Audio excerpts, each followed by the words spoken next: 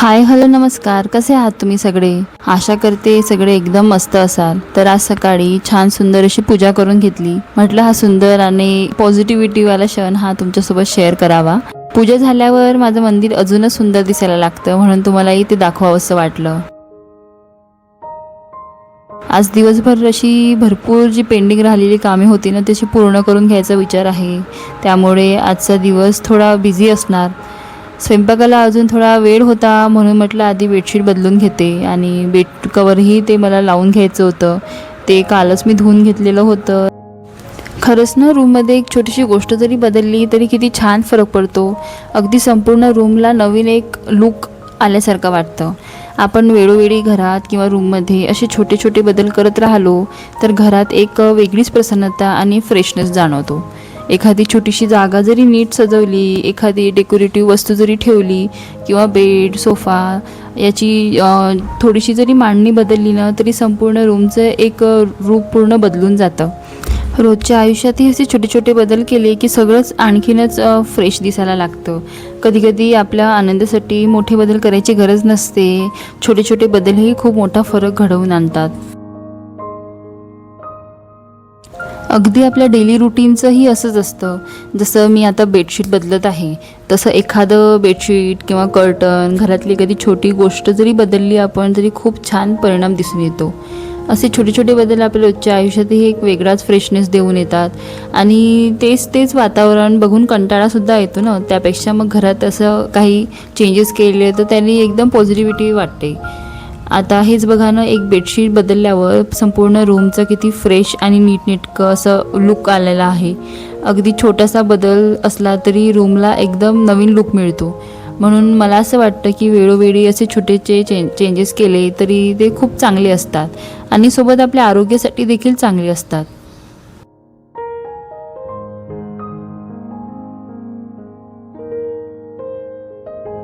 तसं तर बेडशीट लावताना मी नेहमी यांचीच मदत घेत असते, कारण गादी खूप जड असल्यामुळे एकटीला उचलणं खूप कठीण जातं. त्यामुळे थोडीफार मदत मिळाली की कामही पटकन होतं आणि सोपंही वाटतं. आणि ही बेडशीट मी दिवाळीच्या वेळेसच घेतली होती.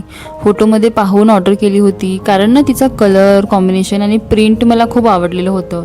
आणि खरंच प्रत्यक्षात ती इतकी सुंदर निघाली आणि क्वालिटी पण एकदम मस्त आहे. कापडही खूप छान आहे, एकदम सॉफ्ट असा.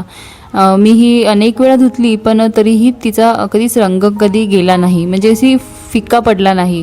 अजूनही ती अगदी नवीन असल्यासारखीच दिसते. मी ही मेशोवरून घेतलेली आहे. तुम्हाला अशी बेडशीट घ्यायची असेल तर त्याची लिंक मी डिस्क्रिप्शनमध्ये देईनच, तिथून तुम्ही चेकआउट करू शकता. मला नेहमीपासूनच घरासाठी लाईट शेड्स खूप आवडतात. त्यामुळे घरातली कोणतीही गोष्ट घेताना मी शक्यतो लाईट कलरचा असा जास्त प्रायोरिटी देते. अशा कलर्समुळे ना अधिक फ्रेश आणि असं शांत वाटतं, म्हणून माझी पहिली प्रायोरिटी नेहमी लाईट शेड्सला असते. इथे तुम्ही बघू शकता किचनचं फर्निचरही मी लाईट शेडमध्येच घेतलेलं आहे. व्हाईट किंवा ग्रे टोन असे जे मेन कलर असतात ना, ते आणखीनच ब्राईट आणि शांत वाटतात. मला लाईट शेड्समुळे ना स्पेस मोठी आणि ओपन असल्यासारखी वाटते. शिवाय किचन अजिबात भरगच्च किंवा असं कोंडलेलं वाटत नाही आणि आपली रूमसुद्धा एकदम फ्रेश वाटू लागते. तर आता नेहमीप्रमाणे सकाळची सगळी संपूर्ण कामे झालेली आहेत. आता स्वयंपाक करून झाला की अजून एक महत्त्वाचं काम करून घ्यायचं आहे. तर बघूया वेळ मिळतो का ते. कारण मी स्वयंपाक करत असताना पिहूची किचनमध्ये ये सुरूच असते. आई हे काय, आई मला हे दे, आई ते हे पाहिजे, अशा तिच्या गोड हाका तर सुरूच असतात. त्यामुळे स्वयंपाक करताना माझ्यासोबत तिची छोटीशी मदत चालूच असते. तुम्ही बघू शकता तिची किचनमध्ये किती फेरी सुरू आहे. चला, हे जे मी तुम्हाला दाखवत आहे ना, तुम्ही बघू शकता हे माझे फ्रीज स्टोरेज कंटेनर्स आहेत. यामध्ये मी भाज्या आणि फळं वगैरे स्टोअर करून ठेवते. खरंच यामध्ये भाज्या आणि फळं खूप छान अशा फ्रेश राहतात. सगळं व्यवस्थित ऑर्गनाईज दिसतं आणि फ्रीजही एकदम नीटनेटका वाटतो. त्यामुळे मला हे कंटेनर्स वापरायला खूप असे यूजफुल वाटतात, म्हणून म्हटलं एकदा तरी तुमच्यासोबत शेअर करावंच.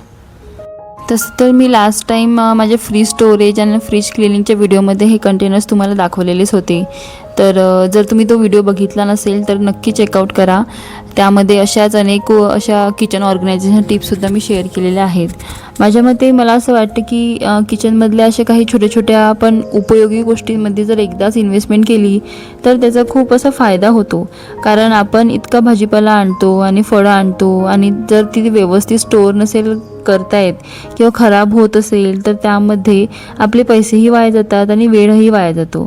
त्यापेक्षा असं योग्य स्टोरेज प्रोडक्ट्स जरी वापरले आपण तर भाज्या आणि फळं जास्त दिवस फ्रेश राहतात. वेस्टेजसुद्धा कमी होतं आणि किचनही व्यवस्थित दिसतं. त्यामुळे अशा उपयोगी गोष्टींमध्ये केलेली छोटीशी इन्व्हेस्टमेंट नेहमीच फायदेशीर ठरते.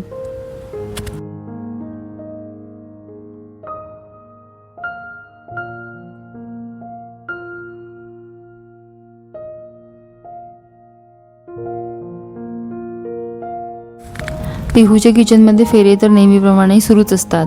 मी स्वयंपाक करत असताना तिचं येणं जाणं, काहीतरी विचारणं किंवा काहीतरी हवं असणं सुरूच असतं. त्यामुळे तिच्यासोबत बोलत चालत असं काही ना काही असं पटकन स्वयंपाकसुद्धा करून घेत असते.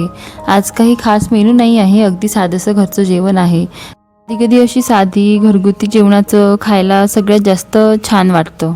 आज जेवणामध्ये भेंडीची भाजी, वरण भात, पोळी, बस असा सिंपलसा मेनू आहे. आपल्या रोजच्या डेली रुटीनमधलं साधं घरगुती जेवण. पण आज तुमच्यासोबत एक छोटीशी किचन टिप शेअर करणार आहे. भेंडीची भाजी करताना ती चिकट होऊ नये यासाठी मी एक अशी सोपी ट्रिक वापरते. म्हणून हा व्हिडिओ शेवटपर्यंत नक्की बघा.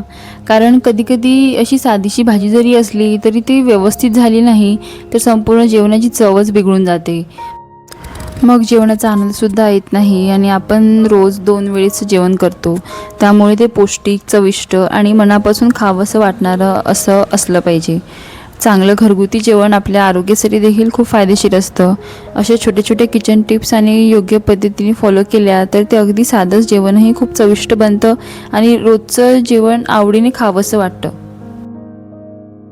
मी फारशी काही स्वयंपाकामध्ये एकदम काही एक्सपर्ट नाही, पण लहानपणापासूनच स्वयंपाकाची आवड होती. मी जवळपास साधारण म्हणजे 7वी-8वीमध्ये असल्यापासूनच आईकडून हळूहळू स्वयंपाक असं शिकायला सुरुवात केली.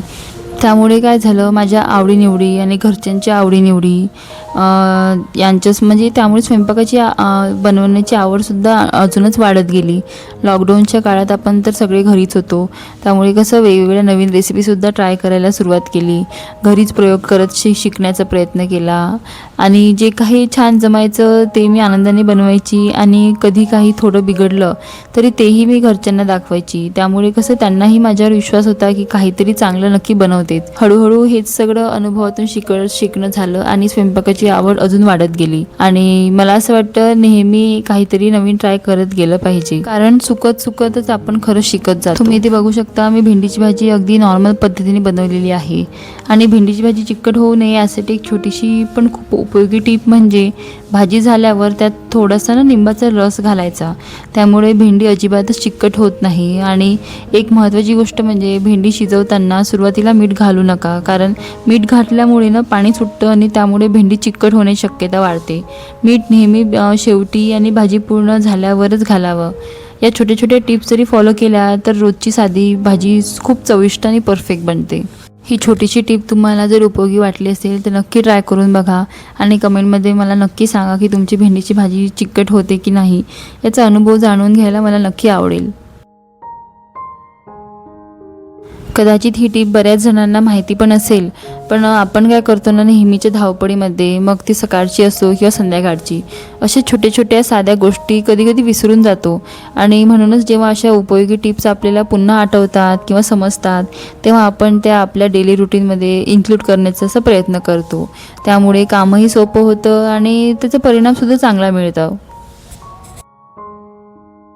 चला, तर माझा स्वयंपाकसुद्धा बनवून झालेला आहे, भाजी पण रेडी आहे. तर आता हे खूप दिवसापासून जे पेंडिंग काम होतं ते सुद्धा मी पूर्ण करून घेते. हे वुडन बॉक्सेस म्हणजे माझ्या रूमचं जेव्हा मी फर्निचरचं काम सुरू होतं ना तेव्हाच मी एक्स्ट्राचे जे वेस्ट मटेरियल असतं त्यापासून मी असे शेल्फ बनवून घेतलेले होते. मी आता ते डेकोरेटिव्ह शेल्फ म्हणून तयार करून घेतले होते आणि आता काही दिवसांपूर्वीच मी हे असं लॅमिनेशनसुद्धा ऑर्डर केलेलं आहे. आधी मी त्यांना पॉलिश देऊन बघितलं, पण तितका त्याचा रिझल्ट चांगला मिळाला नाही. त्यामुळे आता मी त्यांना असं लॅमिनेशन लावण्याचं असं ठरवलेलं आहे आणि हे लॅमिनेशनसुद्धा मी मेशोवरून बोललेलं आहे. तर म्हटलं बघूया कसं दिसते तर.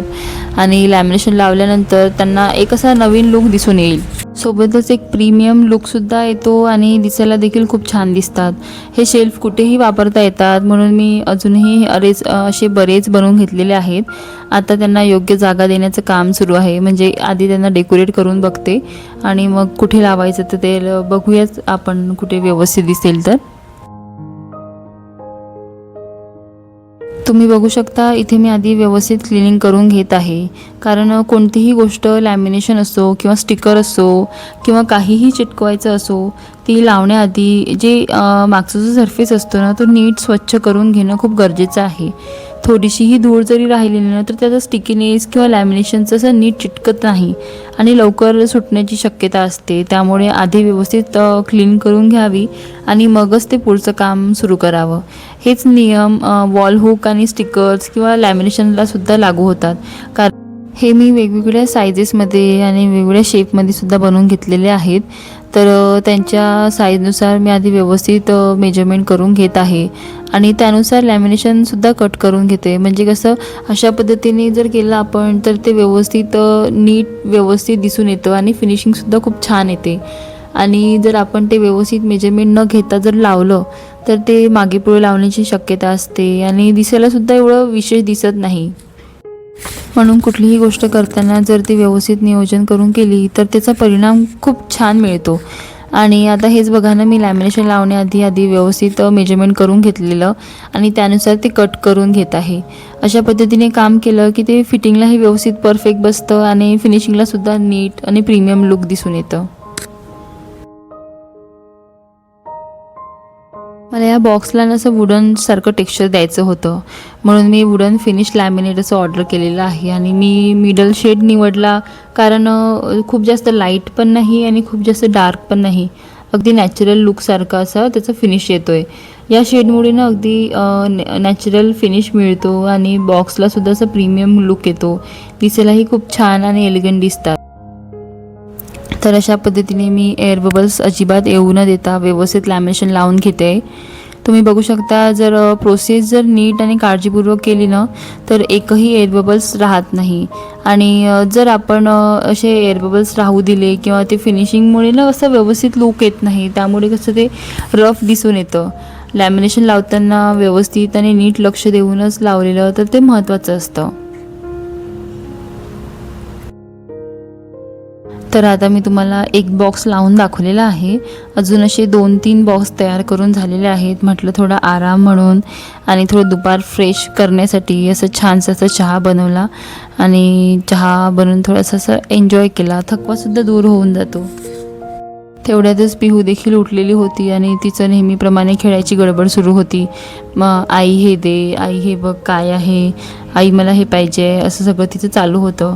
एकदा ती उठली की मग खरंच काहीच काम नीट होत नाही. त्यामुळे मी सगळं बाजूला ठेवून दिलं आणि तिच्यासोबत खेळायला लागले. कारण ती उठल्यावर तिच्यासोबत टाईम स्पेंड करणं हे पण खूप महत्त्वाचं असतं. पिहूचं इथे चाललेलं होतं तिची चिव दाखवणं. त्यामुळे हा ना एक मोर आहे. ॲक्च्युली मी त्याचं 2 याचा असं चिमण्यांचा सेट बोललेला होता ऑनलाईन, पण त्यासोबत एक मोर आलेला आणि तिलाही तो खूप आवडला होता. तर म्हटलं राहू द्यावं, रिटर्न काही करावं नाही. तो थोडा छोटा असल्यामुळे तिने अगदी सहजपणे ॲक्सेप्ट केला. त्यामुळे तिला खेळायलासुद्धा आवडते. म्हणून म्हटलं तिला आवडला आहे खेळण्यासाठी, तर त्यामुळे राहू द्या, काही प्रॉब्लेम नाही. म्हणून तिला चिमणीच्या जागी जसं ते मोर खूप आवडला म्हणून राहू दिला. ती खेळण्याला चालवूनही दाखवते आणि ते चालायला तिला खूप मजा येते. तिचा तो आनंद बघताना मलाही खूप छान वाटतं. तुम्ही इथे बघू शकता तिचं सुरू आहे मोरसोबत खेळणं. तर आज ना मी तुम्हाला किचनमध्ये काही गोष्टी अशा घेतलेल्या आहे, डेकोरेटिव्ह गोष्टी, त्यासुद्धा दाखवते. तुम्ही इथे बघू शकता, मी किचन डेकोरसाठी असे छान वॉल हँगिंग ऑर्डर केलेले आहेत. हे मी मेशोवरून घेतलेले आहेत. यामध्ये सर्वच चांगली गोष्ट म्हणजे की याला ड्रिलिंगची गरज नाही. यासोबत डबल साइडेड टेप देखील आलेली आहे, त्यामुळे ती अगदी सहजपणे वॉलवर चिटकवून घेऊ शकतो. ही खूपच लाईटवेट आहे, त्यामुळे खूप इझिली स्टिकसुद्धा होतं आणि व्यवस्थित टिकूनसुद्धा राहते. क्वालिटी पण एकदम छान आहे. याची लिंकसुद्धा मी डिस्क्रिप्शनमध्ये देईलच. जर तुम्हाला घ्यायची असतील तर नक्की चेकआउट करू शकता. चला तर मग आजचा व्हिडिओ मी इथे संपवते. तुम्हाला माझा आजचा हा व्हिडिओ कसा वाटला ते कमेंटमध्ये नक्की सांगा. माझ्या काही डेली रुटीन्समधल्या टिप्स तुम्हाला कशा वाटल्या ते सुद्धा आवडले असतील तर व्हिडिओला लाईक करा, शेअर करा. चॅनलवर नवीन असाल तर सबस्क्राईब करायला विसरू नका. पुन्हा भेटूया नवीन अशाच एका व्हिडिओमध्ये. तोपर्यंत स्वतःची काळजी घ्या, परिवाराची काळजी घ्या. बाय.